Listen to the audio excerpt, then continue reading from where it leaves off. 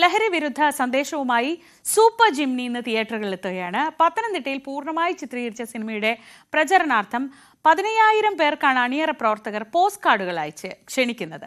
Cinema കാണുന്നതിനൊപ്പം ലഹരി വിരുദ്ധ സന്ദേശം ജനങ്ങളിൽ എത്തിക്കുകയാണ് അണിയറ പ്രവർത്തകരുടെ ലക്ഷ്യം. സൂപ്പർ ജിംനി ഇന്ന് തിയേറ്ററുകളിൽ പ്രദർശനം തുടരാനിരിക്കെയാണ് സിനിമയുടെ പ്രചാരണവും വേറിട്ട രീതിയിൽ അണിയറ പ്രവർത്തകർ നടത്തുന്നത്.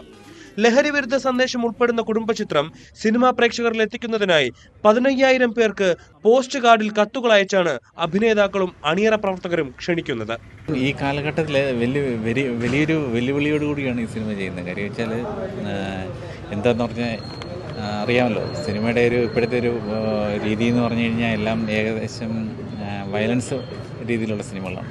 അപ്പോൾ കുടുംബ പശ്ചാത്തലത്തിലുള്ളൊരു സിനിമ, അതുകൂടാതെ നമ്മൾ ലഹരിക്ക് ബോധവൽക്കരിക്കുകയും ചെയ്യുന്ന രീതിയിലാണ് ഈ സിനിമ ചെയ്തിരിക്കുന്നത്.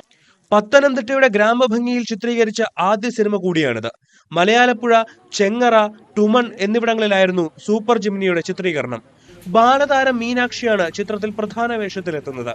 പത്തനംതിട്ടയിലെ മാധ്യമപ്രവർത്തകരും സിനിമയിൽ അഭിനയിക്കുന്നുണ്ട്. മലയാലപ്പുഴ രാജേഷാണ് സിനിമയുടെ നിർമ്മാണം. ന്യൂസ് 18 പത്തനംതിട്ട.